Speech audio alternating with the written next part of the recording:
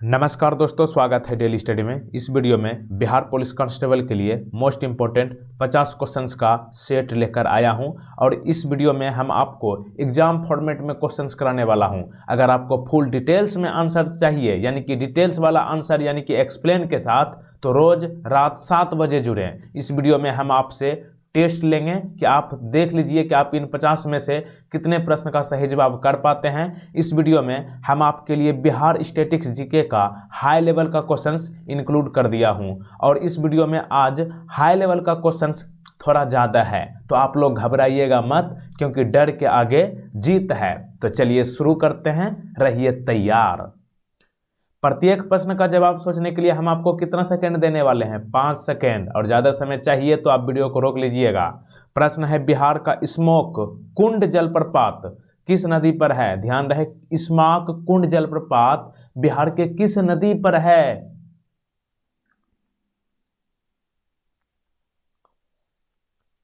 काओ नदी पर है। ऑप्शन नंबर सी सही जवाब है। तो देखिए, स्मोक कुंड जलप्रपात काओ नदी पर है। बिहार के किस जगह में है?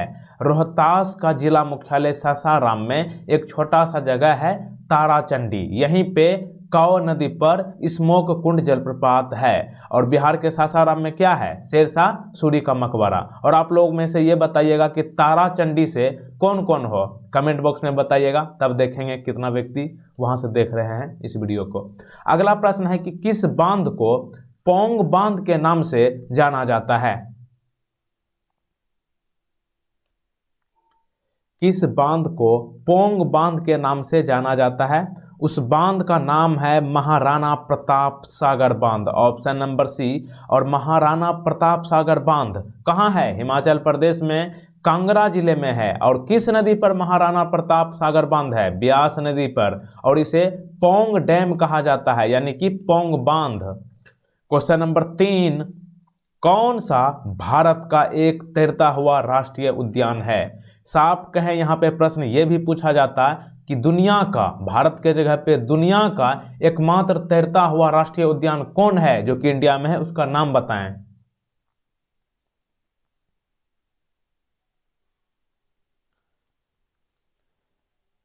Option number D, Keibul Lamjao national park दुनिया का एकमात्र तैरता हुआ राष्ट्रीय उद्यान है। और केबुल लामजाओ राष्ट्रीय उद्यान है कहाँ? भारत के मणिपुर के बिष्णुपुर जिला में है। क्वेश्चन नंबर 4, कौन सी संस्था मानव विकास रिपोर्ट प्रकाशित करती है? ह्यूमन डेवलपमेंट रिपोर्ट किसके द्वारा पब्लिश की जाती है? UNDP, option number D. UNDP का पूरा नाम क्या होता है? United nations development programme. इसका मुख्यालय कहाँ है? न्यूयॉर्क, अमेरिका में। क्वेश्चन नंबर 5 आपके स्क्रीन पर, 80 घाट कहाँ है?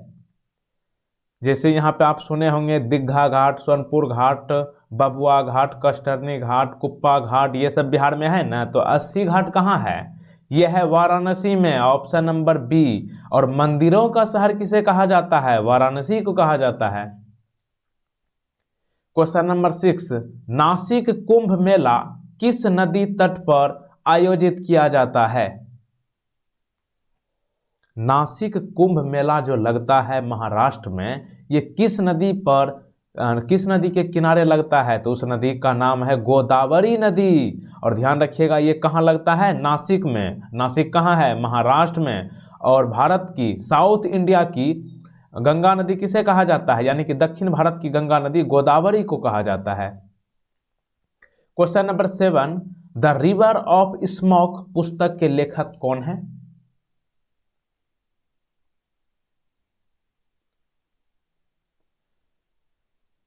द रिवर ऑफ स्मोक पुस्तक के लेखक है Amitav Ghosh, option number C. Question number 8, इन निम्नलिखित में से कौन प्रदूषण में योगदान नहीं देता है?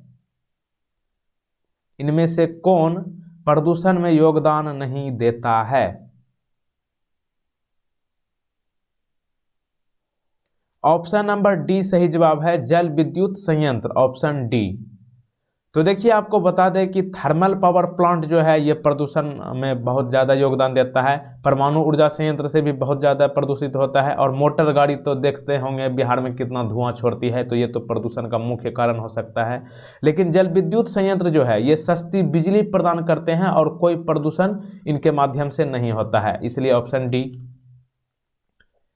क्वेश्चन नंबर 9, पाकिस्तान के किस प्रांत में मोहनजोदड़ो स्थित है? यहां पे 2 बार लिख दिए।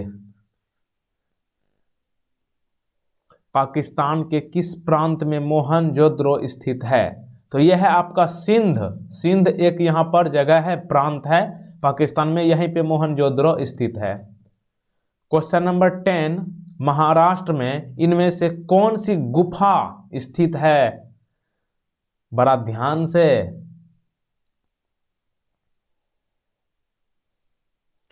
कौन सी गुफा स्थित है महाराष्ट्र में? एलोरा की गुफा है, ऑप्शन नंबर सी। अमरनाथ कहाँ है? ये तो आप लोग बहुत देखे होंगे न्यूज पर। अमरनाथ जो है जम्मू और कश्मीर में है। बादामी की गुफा कर्नाटक में है। एलोरा गुफा महाराष्ट्र में है। महाराष्ट्र में कहाँ है? कमेंट में बताइएगा। बोर्रा गुफा कहाँ है? आंध्र प्रदेश में। और एलोरा गुफा जो है महाराष्ट्र में है, लेकिन दोनों का एक ही जिला का नाम है। बिहार में भी वो जिला है, ठीक ना, लेकिन वो अलग है, बताइएगा। तो क्वेश्चन नंबर 11, भारत सरकार ने प्रोजेक्ट टाइगर कब लॉन्च किया था?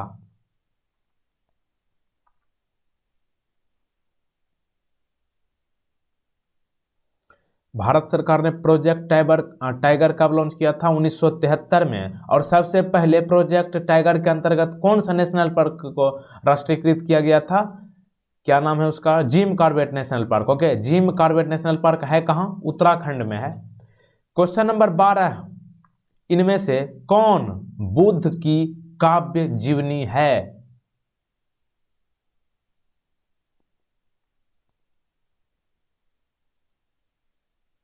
बुद्ध चरित है, ऑप्शन नंबर बी सही जवाब। क्वेश्चन नंबर 13, किस देश से तांबा हड़प्पा लोगों द्वारा आयात किया गया था?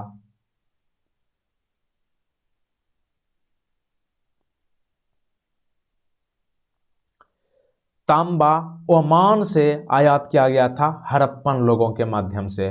क्वेश्चन नंबर 14, 14 नंबर, प्रसिद्ध उत्खनक जेपी जोशी ने गुजरात में कौन सी जगह की खुदाई की थी?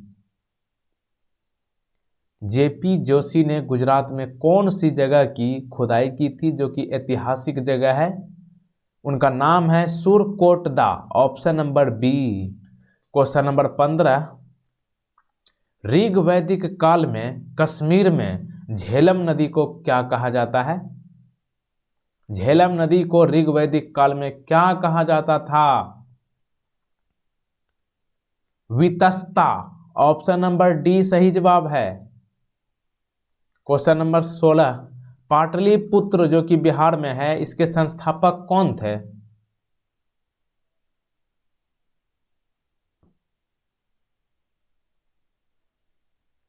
पाटलिपुत्र जो है उदयन द्वारा बसाया गया था, option C. Question number next, राष्ट्रीय योजना आयोग, यहां पे छूट गया ना फिर।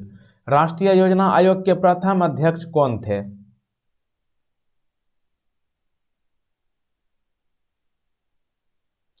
थोड़ा बहुत अगर टाइपिंग एरर हो जाती है तो इतना आप लोग कमेंट मत किया कीजिए, क्योंकि हम भी एक इंसान है, गलती इंसान से ही होती है। वैसे मेरा दिमाग गर्म हो जाता है इतना क्वेश्चन को टाइप करते करते, और ऊपर से कमेंट करता है कि ये गलती कर दिए हैं, वो गलती कर दिए हैं। बोल तो देता हूं ना, यहाँ पे देखिए, यहाँ पे नहीं बोला राष्ट्रीय योजना आयोग के प्रथम अध्यक्ष कौन थे, छूट गया था के, तो लिख देते हैं यहाँ पे। राष्ट्रीय योजना आयोग के प्रथम अध्यक्ष थे Jawaharlal Nehru, option number D, ठीक ना। तो देखिए राष्ट्रीय योजना समिति के अध्यक्ष यानी कि इसके प्रथम अध्यक्ष जो थे जवाहरलाल नेहरू, जो कि भारत के प्रथम प्रधानमंत्री थे। और ये स्वतंत्रता के बाद 15 मार्च 1950 को योजना आयोग की स्थापना की गई थी। और 1 जनवरी 2015 को योजना आयोग का नाम बदलकर नीति आयोग कर दिया गया है। ये कई एग्जाम में अनलिमिटेड बार पूछा गया है। और अगर आपसे कभी भी पूछे कि नीति आयोग के अध्यक्ष कौन है, तो ध्यान रखिएगा उस समय जो प्रधानमंत्री रहेगा वही उसका अध्यक्ष होगा। यानी कि अभी प्रधानमंत्री नरेंद्र मोदी है तो नरेंद्र मोदी नीति आयोग के अध्यक्ष हैं। अगर इसके जगह पे कोई और प्रधानमंत्री रहता तो वही नीति आयोग के अध्यक्ष होंगे। समझ पाए होंगे, जो प्रधानमंत्री रहेगा वही नीति आयोग के अध्यक्ष। क्वेश्चन नंबर नेक्स्ट, के कलप्पन को किस राज्य का गांधी कहा जाता है?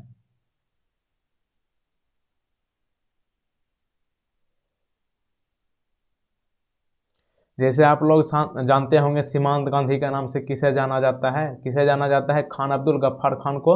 उसी तरह के कलप्पन एक भारत के व्यक्ति हैं। ये किस राज्य के गांधी जाने जाते हैं गांधी के रूप में? केरल के। Option number C. यानी कि प्रश्न अगर आपसे इस तरह भी पूछे कि केरल का गांधी किसे कहा जाता है, के कलप्पन, नाम से ही देख लीजिए केरल।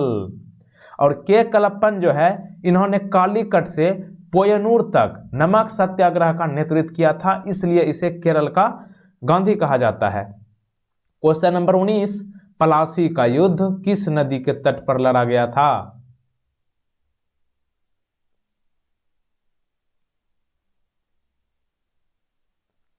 पलासी का युद्ध जो है हुगली नदी के किनारे लड़ा गया था। और पलासी का युद्ध कब हुआ था? 1857 में सिपाही विद्रोह हुआ था ना, उसमें से 100 घटा दीजिए, कितना बचा? 1757। यानी कि 23 जून 1757 को पलासी का युद्ध हुआ था हुगली नदी के किनारे पश्चिम बंगाल में। क्वेश्चन नंबर 20, 1916 के लखनऊ सत्र की अध्यक्षता किसने की थी? आज मैंने आपसे प्रश्न पूछा था पटना हाईकोर्ट की स्थापना कब की गई थी, यही वर्ष था 1916। और बहुत लोग देखे, बहुत एकदम आंसर अच्छा से किए थे। 1916 के लखनऊ सत्र की अध्यक्षता किसने की थी? अंबिका चरण मजमूदार। ऑप्शन नंबर सी। अगला प्रश्न, जब जालियांवाला बाग हत्याकांड हुआ था उस समय ब्रिटिश भारत का वायसराय कौन था?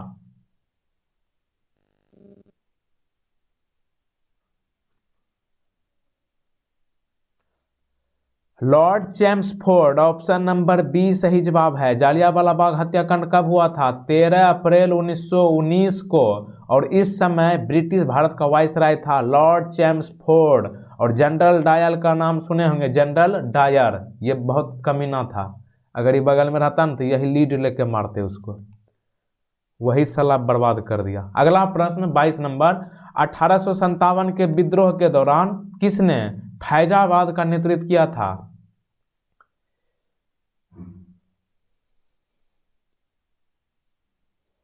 के विद्रोह के दौरान फैजाबाद का नेतृत्व मौलवी अहमदुल्लाह ने किया था। Option number B.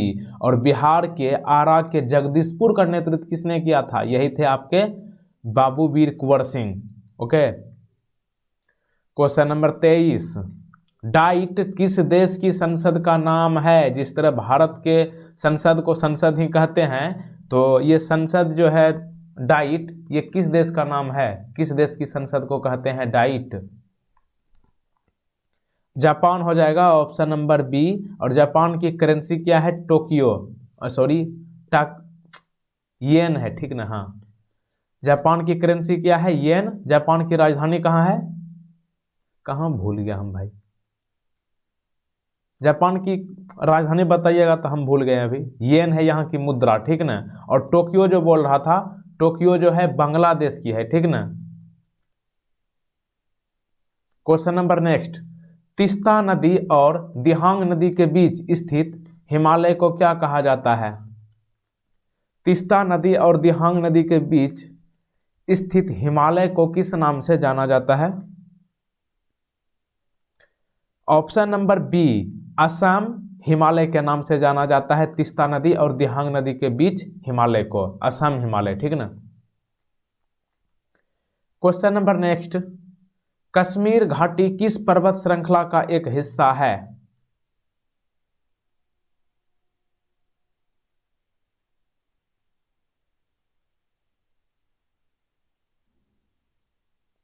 कश्मीर घाटी हिमाचल पर्वत श्रृंखला का एक हिस्सा है। Option number B.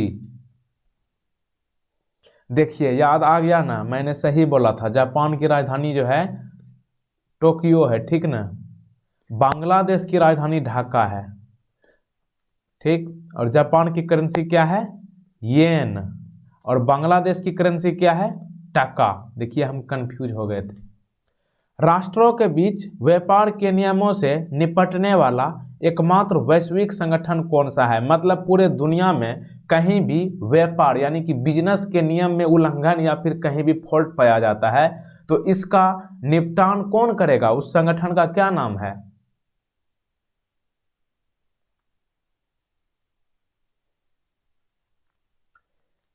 WTO। Option number B. WTO का पूरा नाम क्या होता है? वर्ल्ड ट्रेड ऑर्गेनाइजेशन, हिंदी में विश्व व्यापार संगठन कहते हैं। और ये पूरे दुनिया में कहीं भी व्यापारी के मामले में कोई भी ओल झोल होगा तो उसको निपटारा करेगा, ठीक ना। WTO का हेडक्वार्टर कहाँ है? जिनेवा। जिनेवा स्विट्जरलैंड में है। और इसके अध्यक्ष कौन है वर्तमान में? Roberto Azevedo. और ये 2021 के जनवरी तक मैं आपको बता रहा हूं। क्वेश्चन नंबर 27, इनमें से कौन कृषि क्षेत्र की कार्यशील पूंजी है? मतलब कृषि क्षेत्र में इनमें से बहुत ज्यादा इंपॉर्टेंट वाली पूंजी कौन है? आप लोग सोच रहे होंगे भूमि। ये नहीं है मेरे भाई, क्योंकि अगर भूमि है, अगर पैसा ही नहीं है तो क्या करोगे जमीन लेकर के? बीज कहां से लाओगे?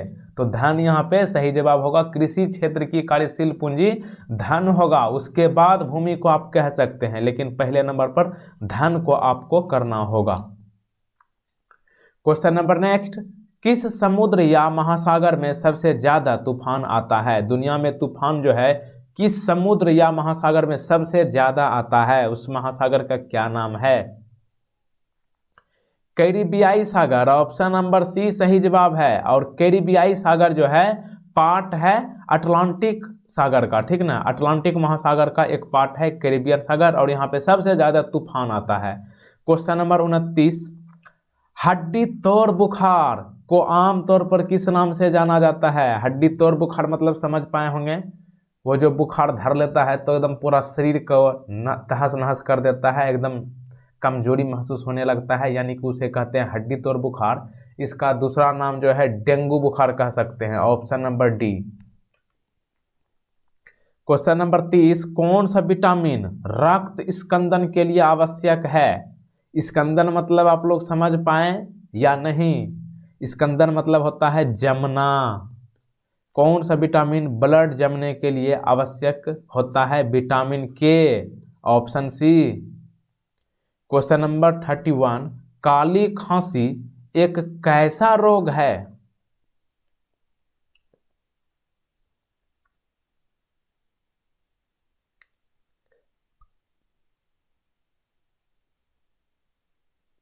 काली खांसी एक जीवाणु संबंधी रोग है। और काली खांसी किसके कारण होता है? बोर्डेटला पर्टुसिस के कारण काली खांसी होता है। क्वेश्चन नंबर 32, इनमें से इन पोषक तत्वों में से किसकी कमी से पौधों में मंद वृद्धि मतलब थोड़ा सा वृद्धि होने लगता है? कौन सी पोषक तत्व के कारण जो है पौधों में वृद्धि जो है बहुत कम होने लगता है? कैल्शियम की कमी से नहीं, यहाँ पे लोहा की कमी से सही जवाब होगा। लोहा की कमी से लोहा जो है, लोहा अगर कम रहेगा आपके पौधा में तो ये जो वृद्धि बहुत कम करने लगेगा, ठीक ना।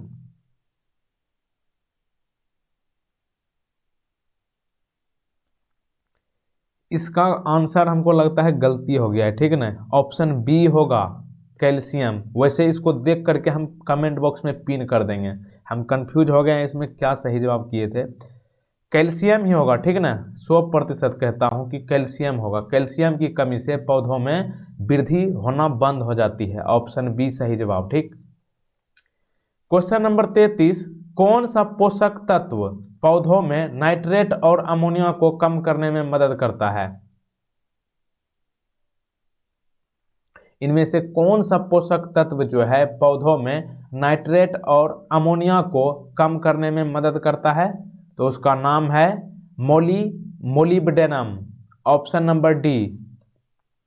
क्वेश्चन नंबर 34, पानी में घुलनशील विटामिन का चयन कीजिए। मतलब इनमें से कौन सा विटामिन है जो पानी में घुल जाती है?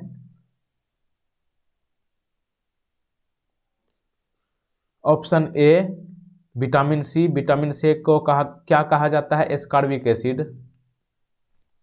क्वेश्चन नंबर 35, भारतीय गिद्ध का वैज्ञानिक नाम क्या है?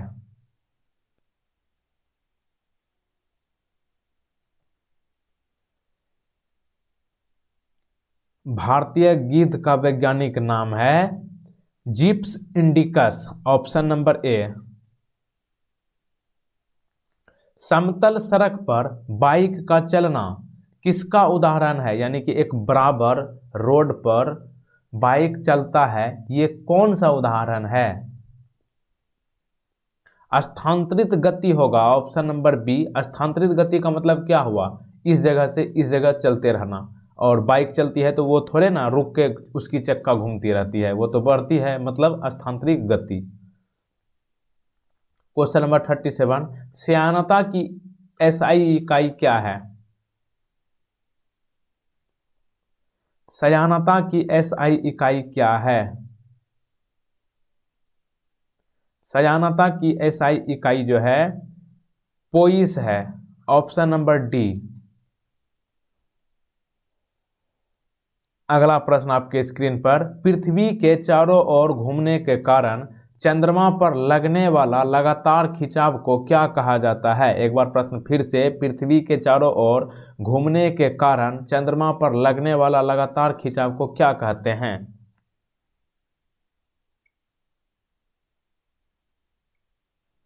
सही जवाब यहां पे क्या होगा? ऑप्शन नंबर बी, केंद्राभिमुख बल, ऑप्शन बी। निम्नलिखित में से कौन सा आर्किमिडीज सिद्धांत पर काम नहीं करता है? आर्किमिडीज सिद्धांत पर इनमें से कौन सा काम नहीं करता है? रॉकेट होगा, ऑप्शन नंबर डी। इनके अलावा पनडुब्बी, आर्द्रता मापी जहाज, ये सभी आर्किमिडीज के सिद्धांत पर काम करती है, लेकिन रॉकेट जो है न्यूटन के गति के तीसरे नियम के सिद्धांत पर काम करती है। क्वेश्चन नंबर 40, रेडियो धार्मिकता के मापन के लिए किस उपकरण का उपयोग किया जाता है? रेडियो एक्टिविटी के माप करने के लिए किस उपकरण का उपयोग करते हैं? गाइगर मूलर काउंटर, यही है गाइगर मूलर काउंटर, जिससे रेडियो एक्टिविटी की माप करते हैं। क्वेश्चन नंबर 41, इनमें से कौन सा संघनन बहुलक है?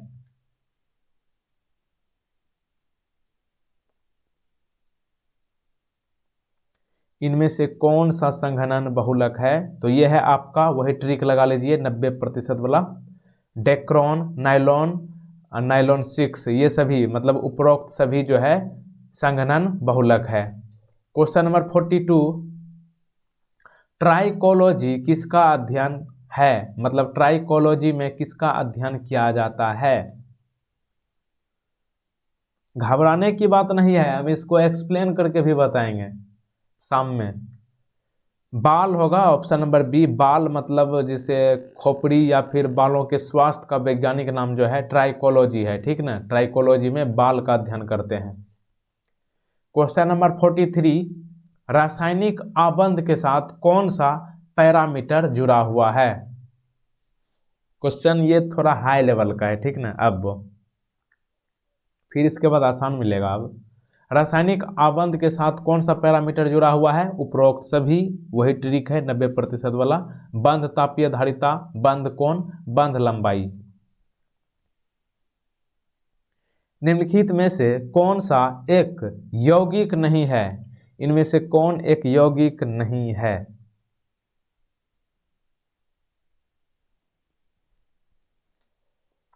इनमें से कौन एक यौगिक नहीं है? लोहा नहीं है, ऑप्शन नंबर सी। लोहा क्या है? लोहा एक तत्व है।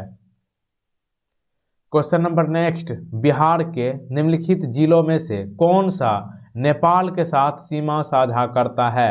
ये 4 ऑप्शंस आपको दिए गए हैं, इनमें से कौन सा जिला जो है नेपाल के साथ साझा करती है? ट्रिक लगाइए वही 90% वाला। 90 से 99% सही होता है ये, ठीक ना। उपरोक्त सभी मतलब ऑप्शन नंबर डी, ये सभी। बिहार के कुल मिलाकर कितने जिले हैं जो नेपाल से लगती है? 7 जिले। कौन कौन? पूर्वी चंपारण, पश्चिमी चंपारण, सीतामढ़ी, मधुबनी, सुपौल, अररिया, किशनगंज। और ये सभी ऑप्शंस में था तो उपरोक्त सभी। क्वेश्चन नंबर 46, कुंडग्राम किस राज्य में स्थित है? रे बाबा बहुत आसान आ गया, ये प्रश्न नहीं देंगे अगले दिन से इतना आसान वाला। कुंडग्राम जो है बिहार में ही है। बिहार में कहाँ है? तब आप फंस जाते। कुंडग्राम वैशाली जिले में है। और महावीर का जन्म कहाँ हुआ था? यही हुआ था कुंडग्राम में। रेलवे सुरक्षा के लिए शुरू की गई कमांडो यूनिट का संक्षिप्त नाम क्या है?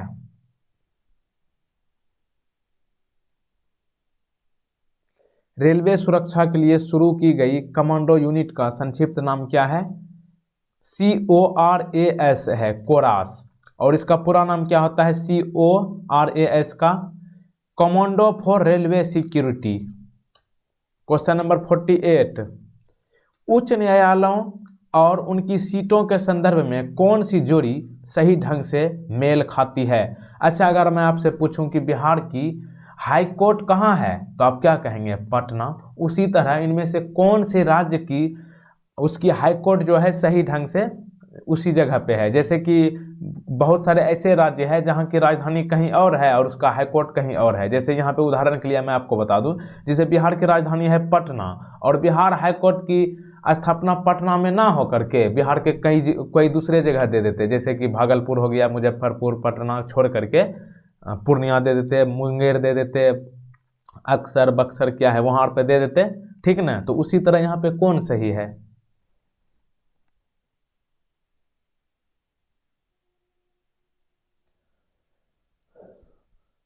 उत्तराखंड नैनीताल सही है। उत्तराखंड की राजधानी है देहरादून, ठीक ना। और दूसरी राजधानी कहाँ है? गैरसैंण। लेकिन इन दोनों राजधानी में से कहीं भी इसका हाईकोर्ट नहीं है। इसकी हाईकोर्ट जो है नैनीताल में स्थापित कर दी गई है। उड़ीसा की कहाँ है? उड़ीसा की राजधानी है भुवनेश्वर, लेकिन इसका हाईकोर्ट कटक में है। उत्तराखंड का नैनीताल। और गुजरात की राजधानी कहाँ है? गांधीनगर, लेकिन इसका हाईकोर्ट अहमदाबाद में है। मध्य प्रदेश की राजधानी कहाँ है? भोपाल, लेकिन इसका हाईकोर्ट जबलपुर में है। तमिलनाडु की राजधानी चेन्नई है और चेन्नई में ही इसका हाईकोर्ट है। और कर्नाटक की कहाँ है? बेंगलुरु में है। और बिहार की राजधानी पटना में ही बिहार का हाईकोर्ट है। क्वेश्चन नंबर 49, भारत के राष्ट्रपति के महाभियोग में इनमें से कौन भाग नहीं लेता है? आप जानते हैं कि राष्ट्रपति को अगर हटाया जा सकता है तो महाभियोग लगा करके, यानी कि इम्पीचमेंट लगा करके। तो इम्पीचमेंट में कौन कौन भाग लेते हैं और कौन नहीं लेते हैं? तो यहाँ पे पूछा गया था नहीं। तो देखिए उसमें जो है संसद के किसी भी सदन, यानी कि लोकसभा या फिर राज्यसभा के सदस्य जो है महाभियोग में भाग लेते हैं राष्ट्रपति को हटाने में। लेकिन ये राज्य की विधानसभा कहाँ से आ गया भाई? ये तो स्टेट का है, तो ये केंद्र में कहाँ से चला गया?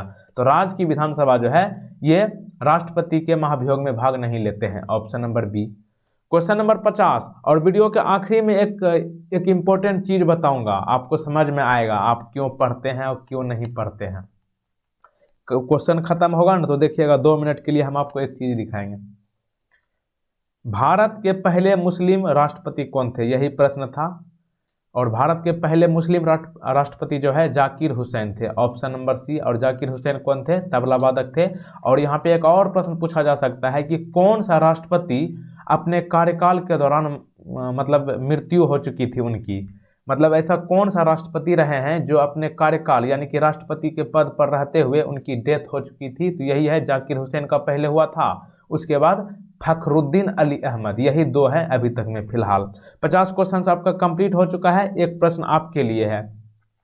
प्रश्न है भारत के राष्ट्रपति बनने के लिए न्यूनतम आयु क्या होनी चाहिए? इस प्रश्न का सही जवाब आपको नीचे कमेंट बॉक्स में बताना है। और अंत में वही कह दूंगा पहले कि वीडियो को लाइक करना है कर दीजिए, लेकिन वीडियो को शेयर आप लोग बहुत ज़्यादा कीजिएगा, क्योंकि हम आपको एक दिखाता हूं आपको कि क्यों शेयर और क्यों लाइक जो करना है कीजिए, लेकिन आप देख लीजिए एक बार, ठीक ना। इस सब को कैंसिल कर देता हूं, ठीक।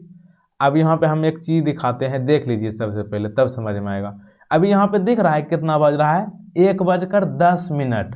तारीख यहाँ दिख रहा है 19, दिख रहा है कोना पे 19 जनवरी 2021 ट्यूजडे 1:10 10 मिनट, मतलब आधी रात से भी पार आप लोग सोए होंगे और हम वीडियो बना रहे हैं। देखो कैसन जमाना है। तब पर भी वीडियो शेयर नहीं करता है तो गुस्सा नहीं बढ़ेगा। अभी नेट पर डायरेक्ट टाइम दिखाते हैं, यहाँ पे देखते हैं टाइम।